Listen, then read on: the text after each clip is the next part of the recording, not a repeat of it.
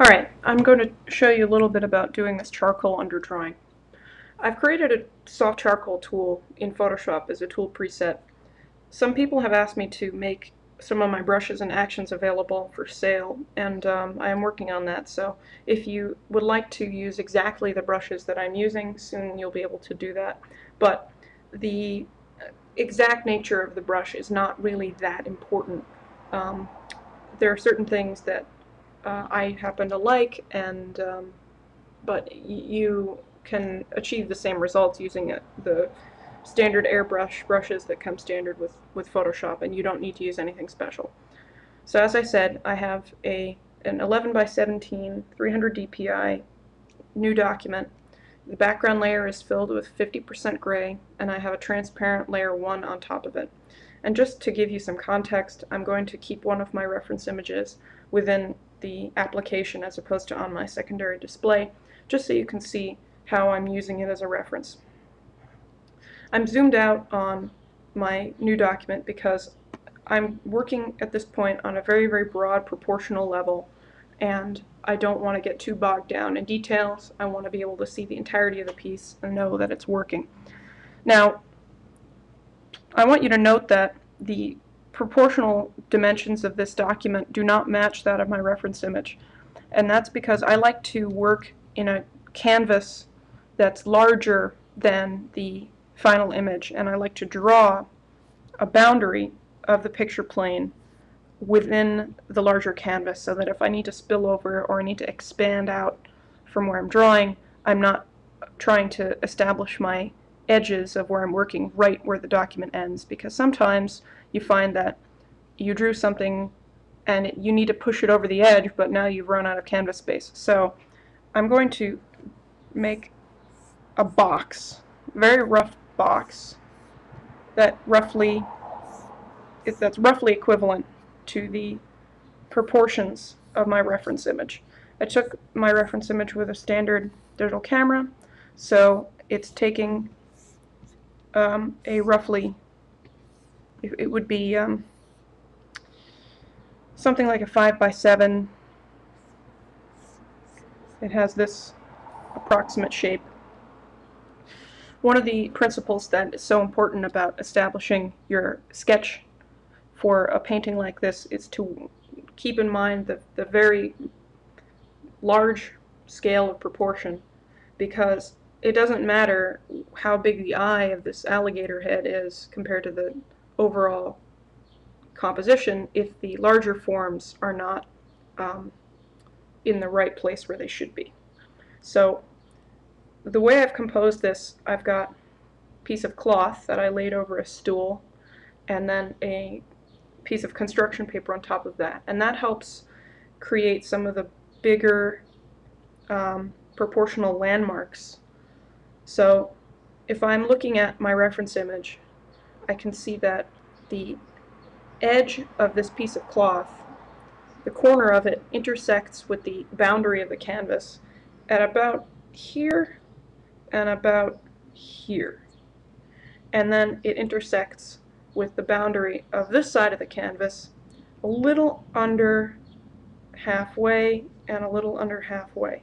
So if I start to lay in this line by connecting these landmark points, I can start establishing these large spatial areas from my reference image, and it helps to make sure that some of these proportional landmarks will be will be correct.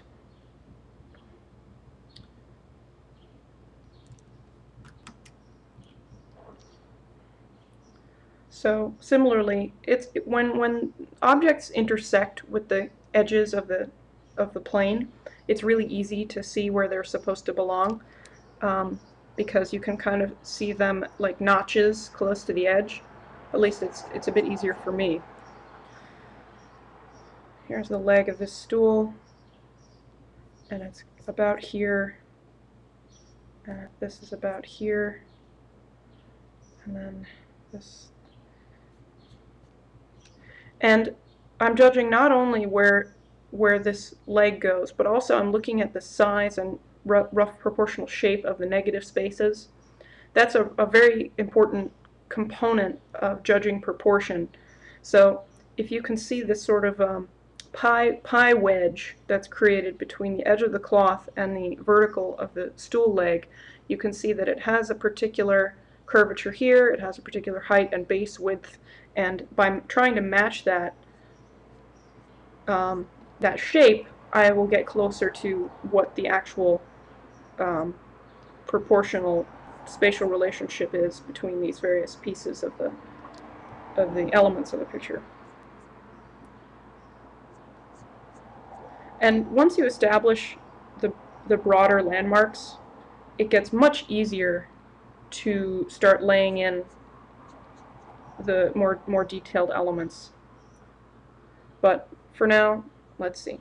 So the far edge of this cloth is on a horizontal that is about here, and it's at a vertical that is a little bit off from the center. So kind of find where that meets and then connect the dots. And keep everything very, very broad and loose for now.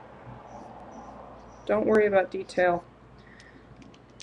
The other thing is that when I use an eraser in Photoshop, I use a flow control that's very, very low, because I see a lot of people who work digitally, and because that you can perfectly erase, you can erase completely, like squeaky clean.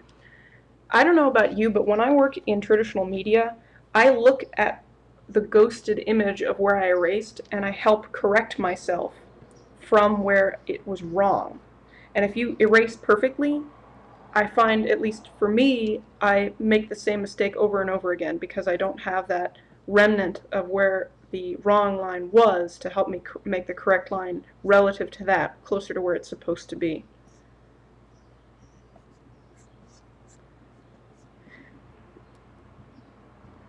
Now we've got the far corner of this, and it's almost a square distance from the edge.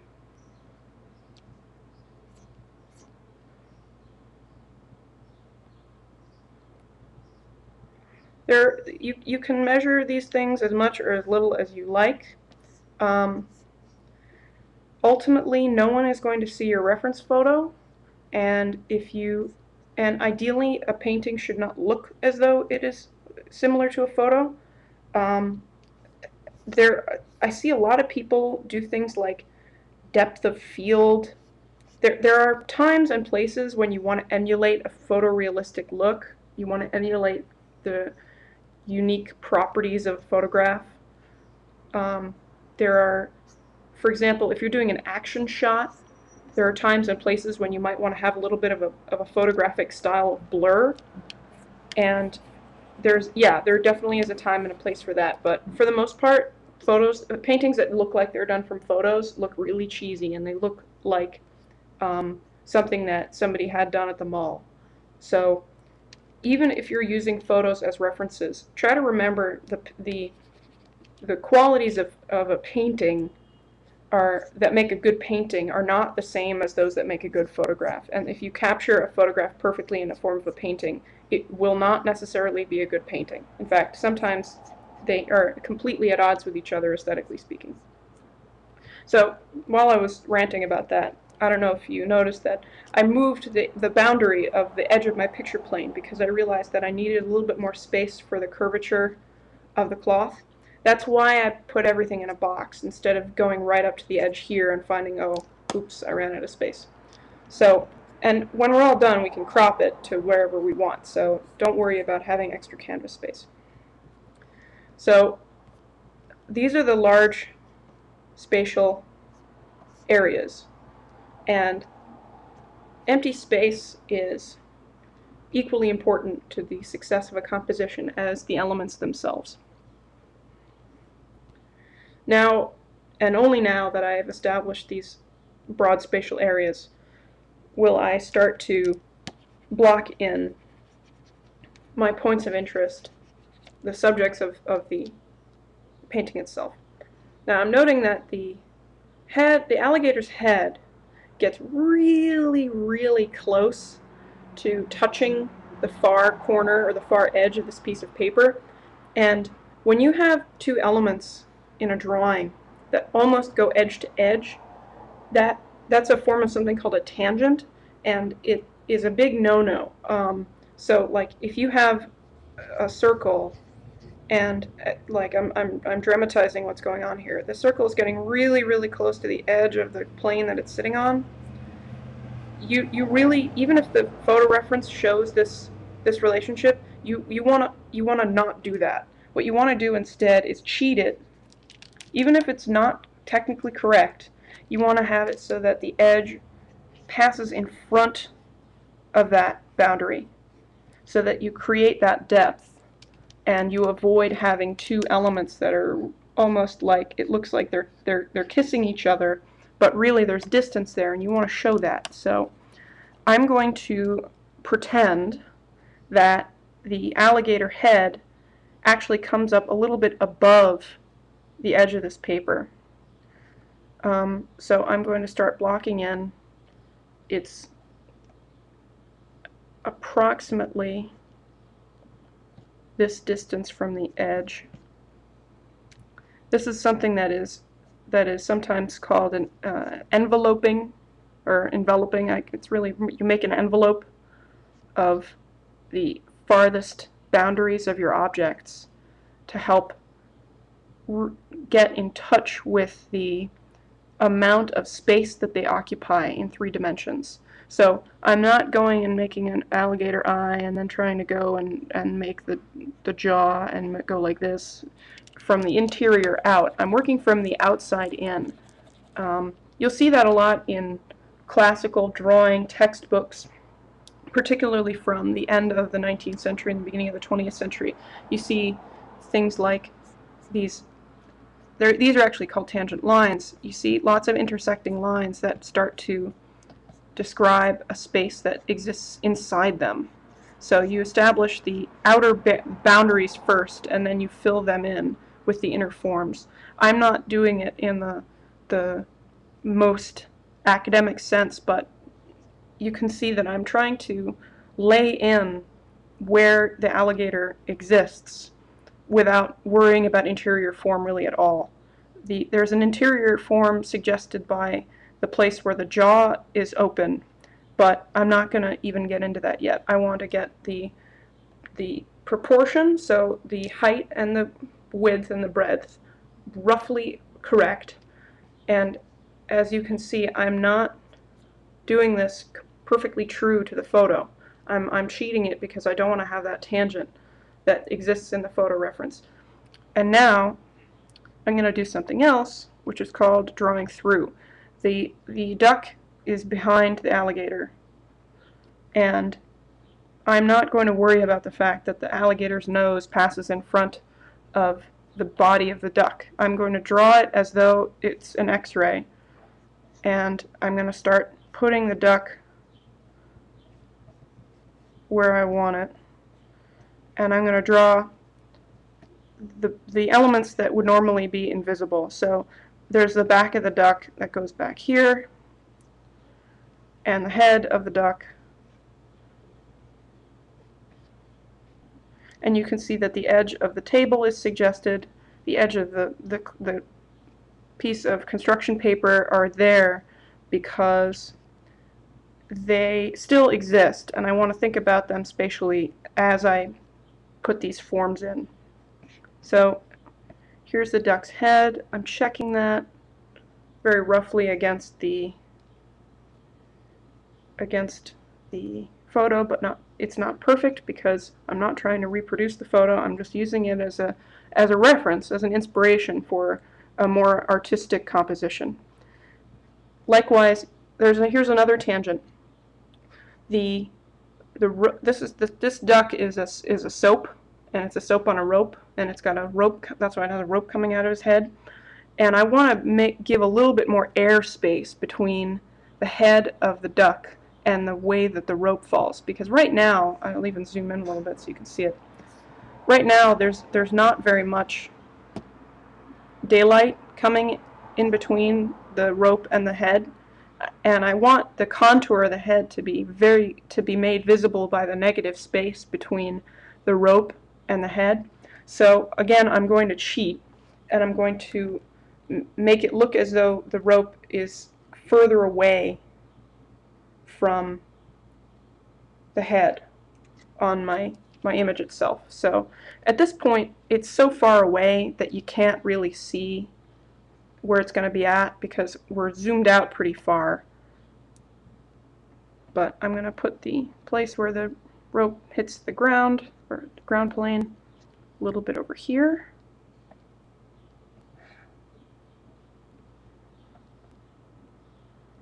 And I'm going to pretend that there's a little bit more of an arc coming from where the rope emanates out of the duck.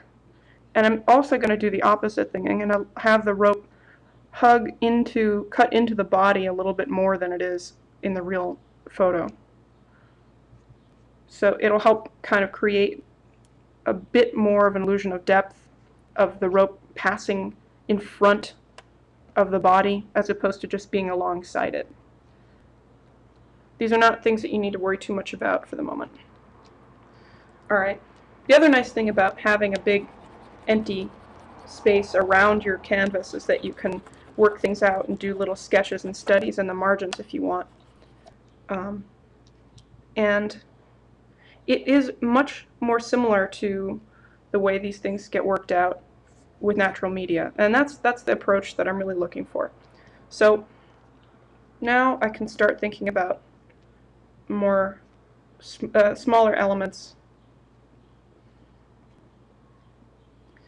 I want to correct this a little bit. The alligator's head does not cross the center line of the duck's body. So I'm going to pull this back a little bit.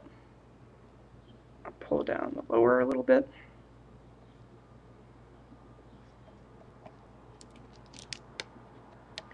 Once you have basic landmarks, you measure landmarks against each other.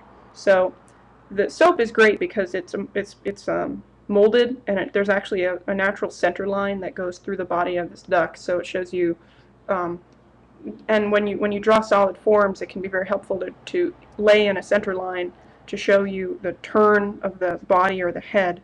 I'm going to do this on the alligator here. The center line of its head is a little bit further away because it's the way the head is turned. But because there's a center line here, I can check the position of my elements against the center line, and I can fix things or make them the way I want them. I think it's important when you do this stuff to not get bogged down in the details and to not get bogged down in the pursuit of photographic realism.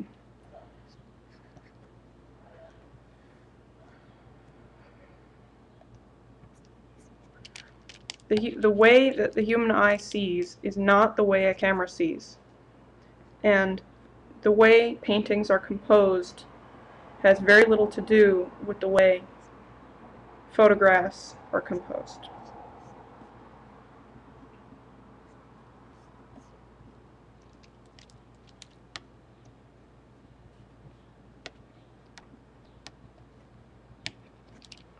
Now I want to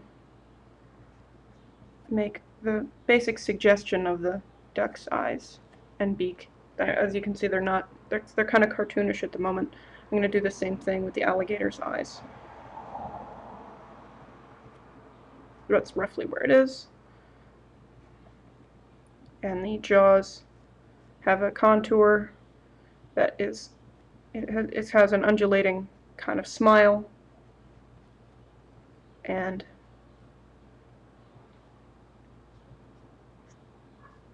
the lower jaw has something similar.